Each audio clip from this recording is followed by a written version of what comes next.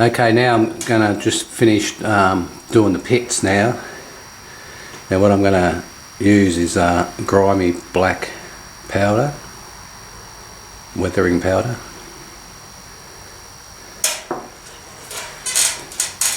So all I'm going to do is put it on a brush and actually rub it in.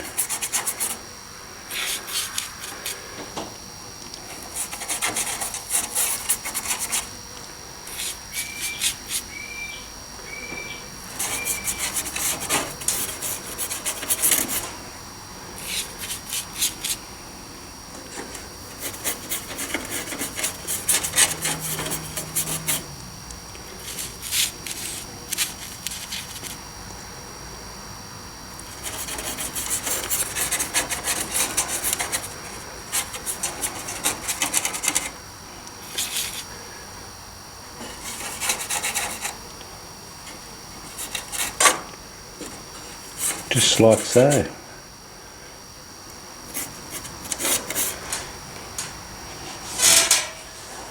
So I'll go and finish the rest of them. All the pits have now been completed.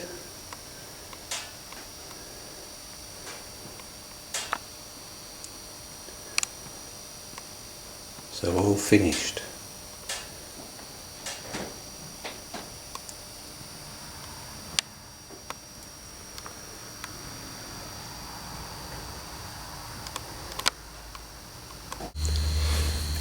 Now I decided to go the 4mm square tubing for putting the wires down into the, or putting the wires through the roundhouse. So I'm just going to cut them to size and paint them.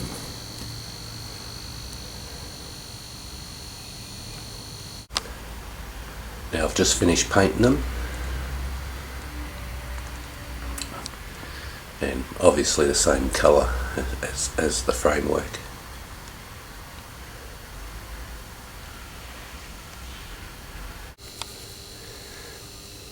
And all I got to do is glue them to the sides.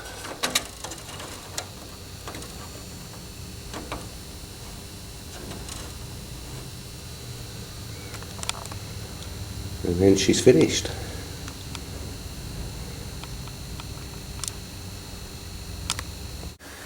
Okay, the next part I'm going to start putting lights in pits. Now that's the original wiring on the right hand side, and this is the wire I've just added. Now these wires are pretty thin, so they'll probably break on me under the layout. So I've gone to a 24 gauge wire just for strength.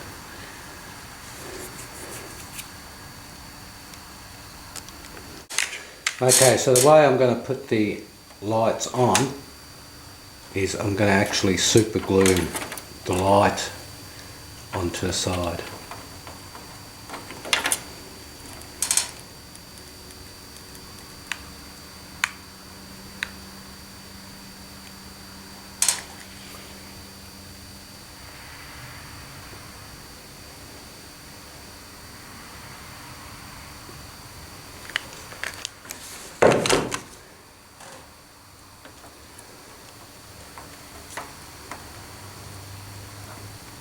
Just like so.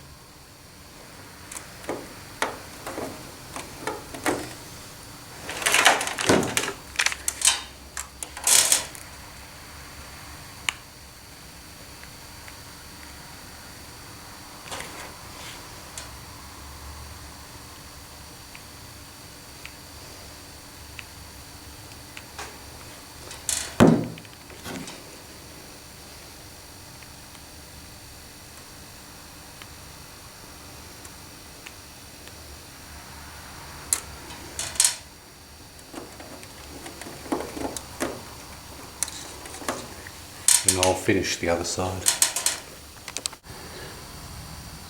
Now with the wiring of the pits, the reason I'm just going sort of straight up and down like this is so I can replace them if a light blows on me.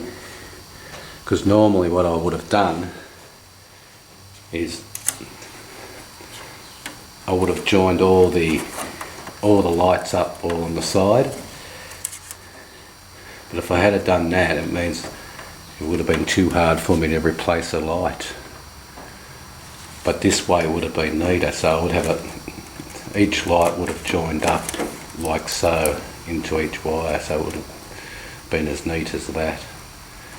But because I've got to be able to get me wires out in case something happens, that's the reason why I'm going that way.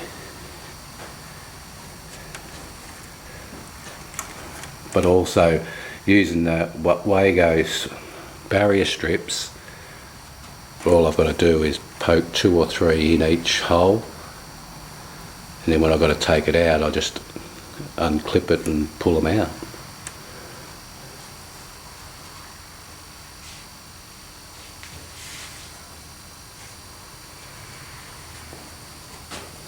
By using these.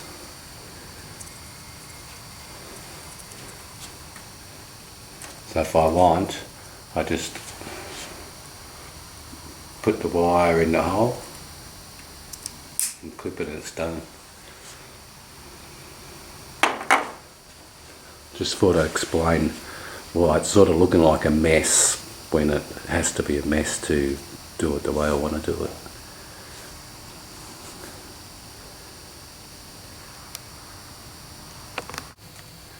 And now we're underneath the layout. Now the reason why I've got a bigger gap for the pits is if one of the lights actually does blow on me, I can come take it off and then put another one in its place. So that's the reason I'm actually wiring like this, is so I can actually repair the wires. Just thought I'd show you that.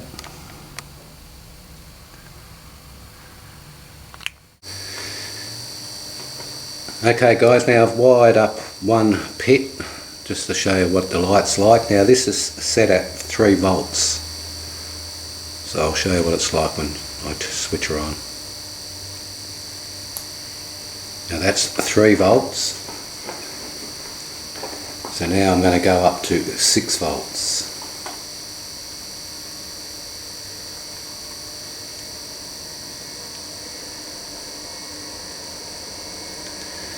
Now that's at 6 volts now, and you can see that's bright enough, so it wouldn't even have to go up to 12 or 18 volts.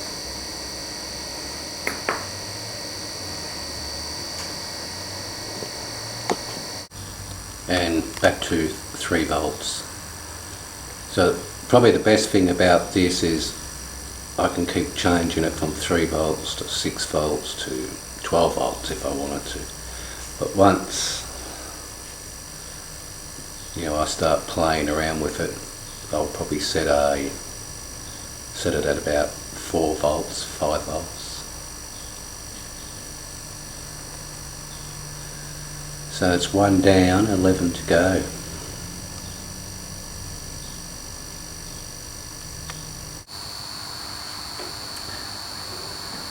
Just some more on the lights going on and off.